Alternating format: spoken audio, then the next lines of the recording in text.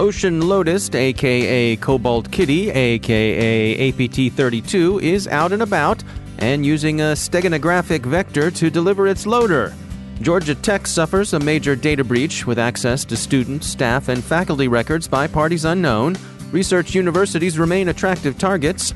Reflections on dual-use technologies. The Royal Canadian Mounted Police have raided offices connected with the production of the Orcus RAT, which is either a legitimate tool or a commodity Trojan, depending on whom you believe.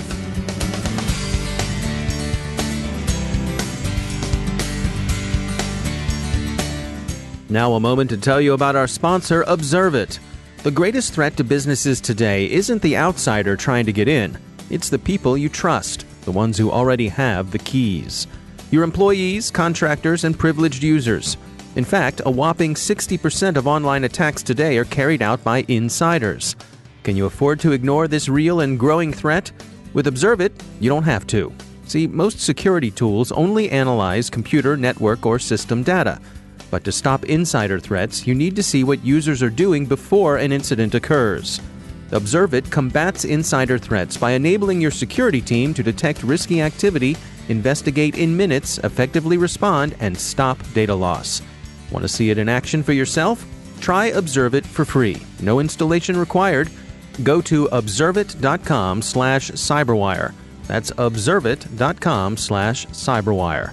And we thank Observit for sponsoring our show.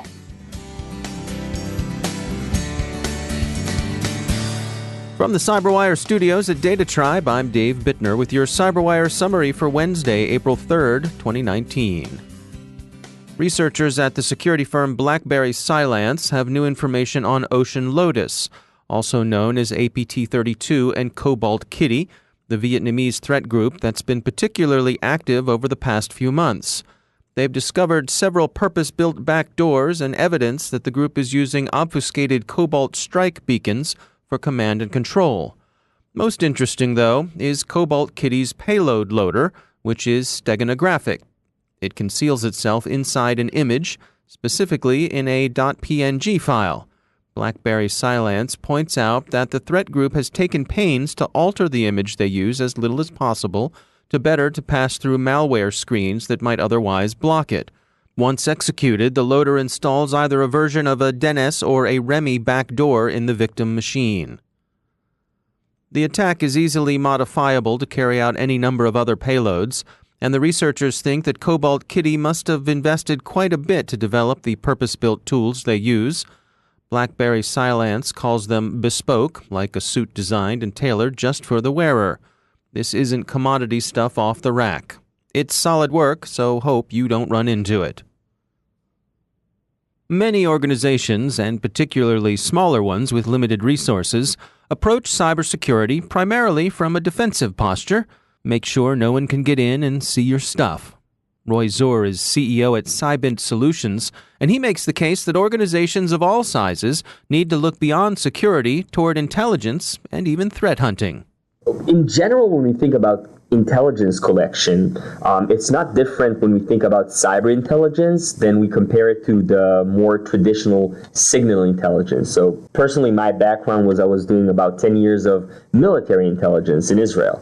And for example, when you need to prevent any attack, let's say it's a suicide bomber or any other of military strike that you want to prevent, the way to do that is first to identify the relevant sources that you need to track, and then try to collect the information from these sources and then analyze the information that you collected from the sources and draw conclusions. So if we think about cyber attacks, for example, there are many different resources in which we can find useful information for potential attacks that happened or will happen. For example, the dark web and hacking forums or marketplaces in the dark web allows us, they allow us to take a look at what is planned to be, let's say, a potential attack that is now planned or a data breach that happened and a specific organization is not yet aware of.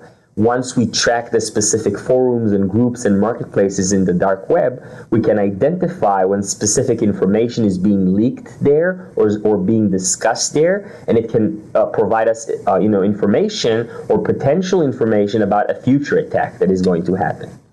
Now, from an organizational point of view, how does a company go about budgeting for this sort of thing? How do they dial it in relative to the amount of risk that they may face from this? Right. So in general, when we think about, the medium-sized businesses, most of them will have, a fairly small security team and not necessarily a lot of budget to manage also intelligence team or what we call threat hunters. In that case, the most important thing to do is make sure our security teams are also trained on what we call threat intelligence. And by working with many security teams worldwide, I found that if there was one significant gap that almost every security team has is the fact that they lack the skills to do also threat intelligence. That's it's even before you buy tools or invest, hundreds of thousands of dollars in new devices and new tools, the skills of understanding how cyber intelligence works and what kind of even online free tools you can use,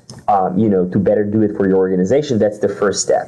Then for the medium-sized businesses, there are many cyber intelligence vendors or cyber intelligence providers that are available, today that you can actually use them as a service. There are analysts, and they use specific technology to track future threats against your organization. For big companies or companies that have a bigger security team, they usually take one of these cyber intelligence vendors, license their tools, and actually create a threat hunting team. So in addition to your regular SOC team, security team, you will have an intelligence team in your organization. So it's like every intelligence or every, defense organization or security organization or government agency, like we do it there, we need to do it in the corporate level. We need to think about our organization like we do in the military. We have our security forces, but we also have our intelligence forces, and they have to communicate with each other. That's Roy Zur from Cybint Solutions. There's trouble these days among the ramblin' wrecks. Georgia Tech learned late in March that it had sustained a security breach affecting some 1.3 million current and former students, staff, and faculty. The breach is bad. It's not quite a set of fulls, but there's a lot of inadvertent oversharing of PII. The university said the exposed information includes names, addresses, social security numbers, and birth dates. The Atlanta Journal-Constitution says the data were accessed by an unknown outside entity, which sounds totally spooky, but really means just that someone got into the database and the university doesn't yet know who done it. They're investigating and figuring out whom they need to notify. The university says they've clapped a stopper over the breach. We got a quick reaction by email from Dan Tuschler of Security First. He said, quote, "How ironic that a university with a high ranking in computer science, which offers courses in cybersecurity, got hacked. This is in a state which has had privacy regulations in place, the Georgia Personal Identity Protection Act, since 2007. This is a clear example of the need for encryption of personal data. Hackers always find a way in, and they need to be stopped before they get the personal data." End quote. He's right, of course, and it is ironic, but let's not be too hard on Georgia Tech or on the Peachtree State itself, which does have some serious privacy protections in place and the local expertise to use them. First, expertise in academic programs often doesn't translate to administrative matters. Second, universities, particularly universities with strong technical programs, are very attractive targets with an expansive attack surface. And third, Georgia Tech is far from alone. A great many large universities with highly regarded computer science programs have been hit before, and more of them will be hit again. And finally, can we talk for a few minutes about dual-use problems? A dual-use problem poses a familiar set of dilemmas, most familiar to people who have to do with arms control. Ammonium nitrate fertilizers? Innocent. You may have some out in your garage ready to be applied to your lawn. Diesel fuel? Innocent. Fill her up. You can pump your own at any gas station, unless you're in New Jersey, where the filling station attendant by law must pump it for you. But put diesel and fertilizer together and you get a powerful explosive. Ballpoint pen ink? Totally righteous. Where'd we be without it? We use it in the pens the CyberWire gives away at trade shows. The chemicals used to produce it? Innocent, too. But those same chemicals are precursor materials used in blister agent production. That is, they're used for making mustard gas, and boo to that. Krytrons, innocent, nice high-speed switches for photocopiers, but also nice high-speed switches for nuclear implosion weapons. High yield, and no bueno. Cybersecurity also has its dual-use problems. Take the humble RAT, the remote administration tool. That's okay, right? Sure, nice rat. But the remote access Trojan, bad rat, bad. How do you tell the difference? If you ask the author of Orcus RAT, it's the good kind. If you ask the Mounties, it's the bad kind. And therein lies a tale.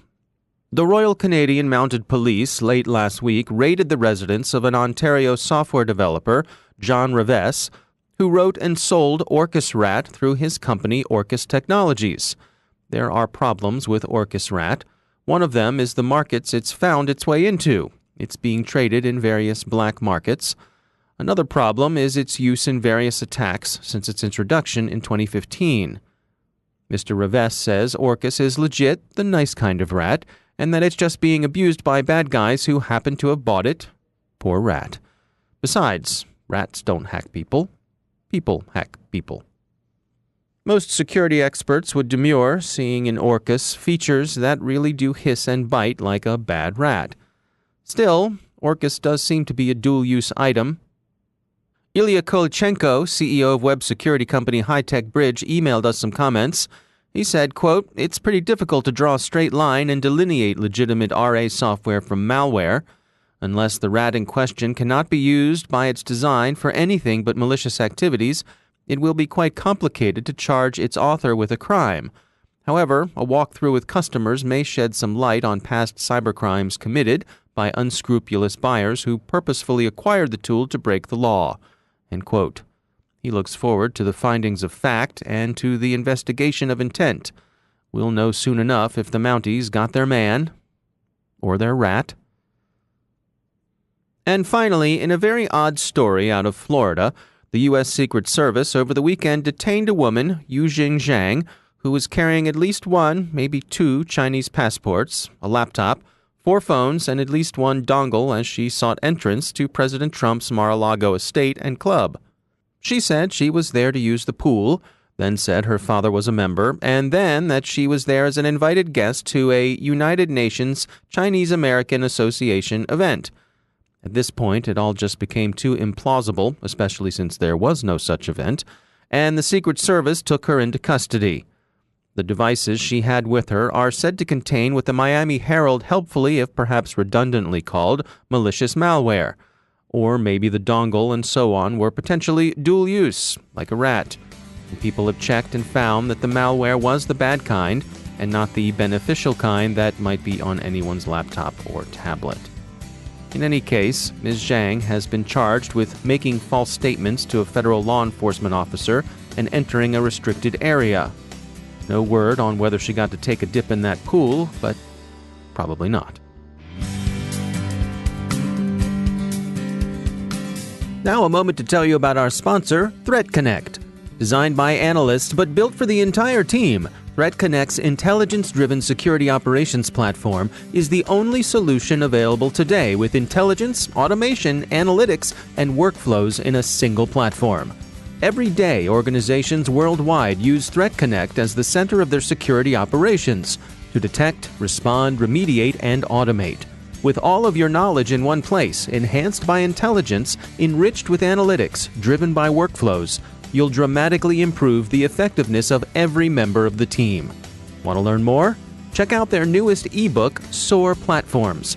Everything you need to know about security, orchestration, automation, and response. The book talks about intelligence-driven orchestration, decreasing time to response and remediation with SOAR, and ends with a checklist for a complete SOAR solution. Download it at threatconnect.com/cyberwire. That's threatconnect.com/cyberwire. And we thank ThreatConnect for sponsoring our show.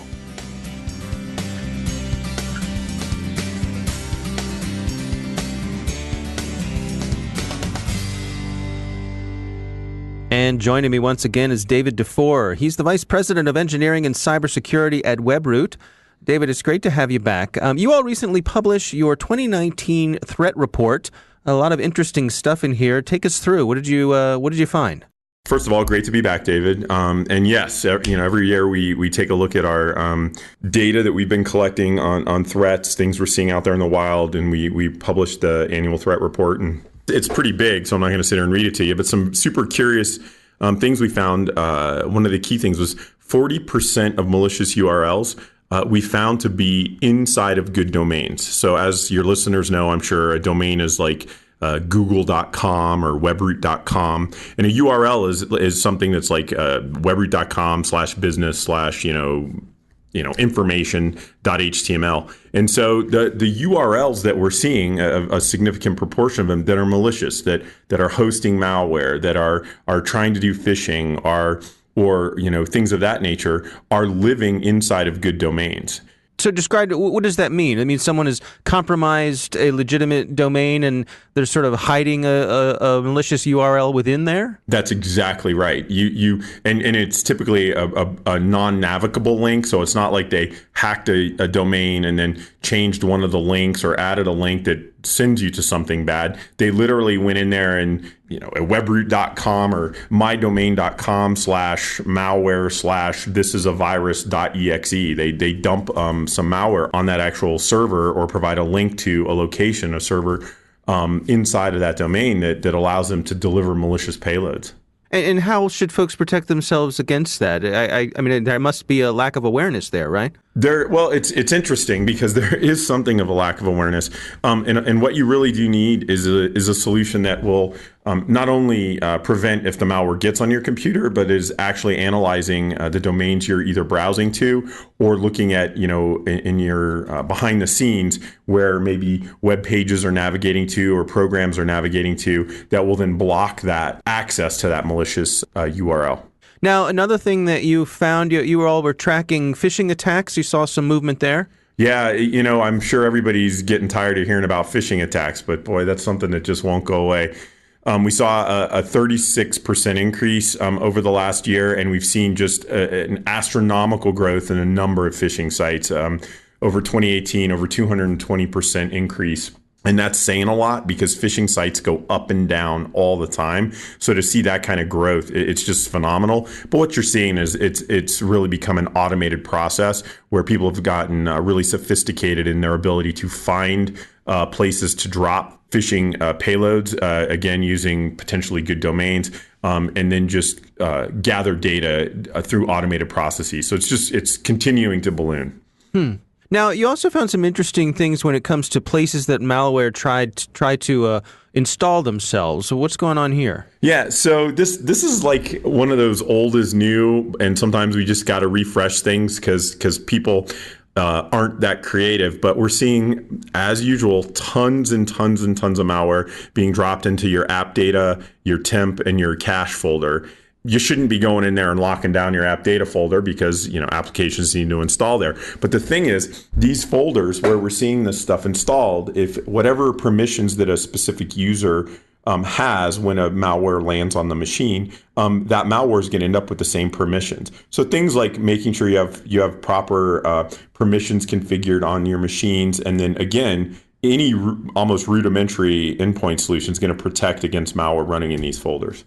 So the point is that the malware is looking for folders that it knows have to be active, that there's a lot going on there, so that's not a folder that can be locked down. Correct, but on top of being active, it also is a place where there's a lot of stuff, so it's easy to get lost in those folders as well. So what are some of the take-homes from the report? As we look toward the horizon, what are some of the lessons learned here? Every time your listeners hear me, I end with the same thing. But David, it's really true. Just make sure you have a good endpoint solution. Make sure you're applying patches so that if you do end up at a malicious URL that's trying to exploit something in your machine, that it can't because you've got the latest patches.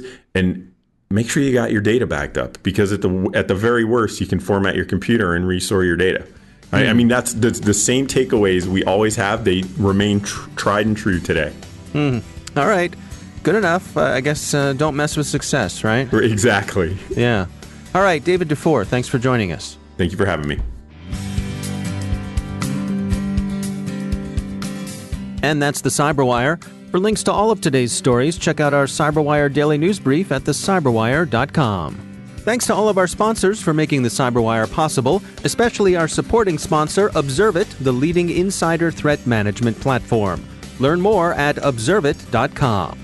The CyberWire podcast is proudly produced in Maryland out of the startup studios of Data Tribe, where they're co-building the next generation of cybersecurity teams and technology.